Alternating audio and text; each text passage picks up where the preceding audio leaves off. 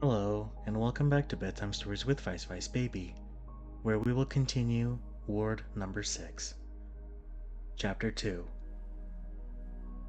Some 12 or 15 years ago, an official called Gromov, a highly respectable and prosperous person, was living in his own house in the principal street of the town. He had two sons, Sergei and Ivan.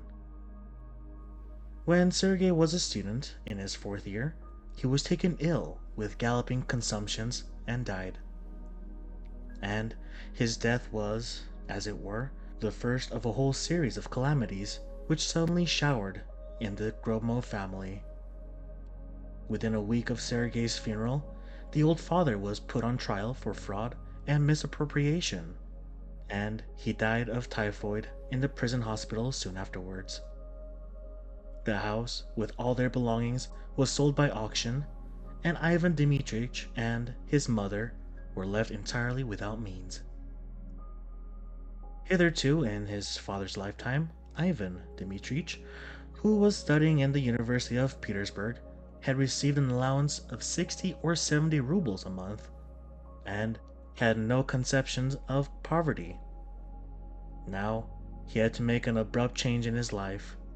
He had to spend his time from morning to night giving lessons for copying, and with all that to go hungry, as all his earnings were sent to keep his mother. Ivan Dmitrich could not stand such a life.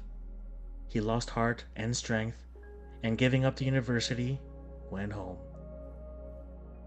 Here, through interest, he obtained the post of teacher in the district school, but could not get on with his colleagues, was not liked by the boys, and soon gave up this post.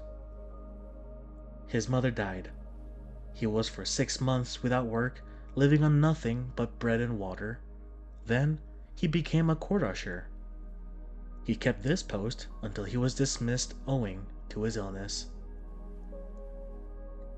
He had never, even in his young student days, given the impression of being perfectly healthy. He had always been thin, pale, and given to catching cold. He ate little and slept badly.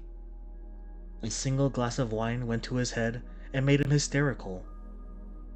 He always had a craving for society, but owing to his irritable temperament and suspiciousness, he never became very intimate with anyone and had no friends. He always spoke with contempt of his fellow townsmen, saying that their coarse ignorance and sleepy animal existence seemed to him loathsome and horrible. He spoke in a loud tenor, with heat, and invariably either with scorn and indignation, or with wonder and enthusiasm, and always with perfect sincerity. Whatever one talked to him about, he always brought it round to the same subject: that life was dull and stifling in the town, that the townspeople had no lofty interests, but lived a dingy, meaningless life, diversified by violence, coarse profligacy, and hypocrisy; that scoundrels were well fed and clothed, while honest men lived from hand to mouth; that they needed schools and progressive local paper, a theater, public lectures, the coordination of the intellectual elements; that society must see its failings and be horrified. In his criticisms of people, he laid on the colors thick, using only black and white and no fine shades.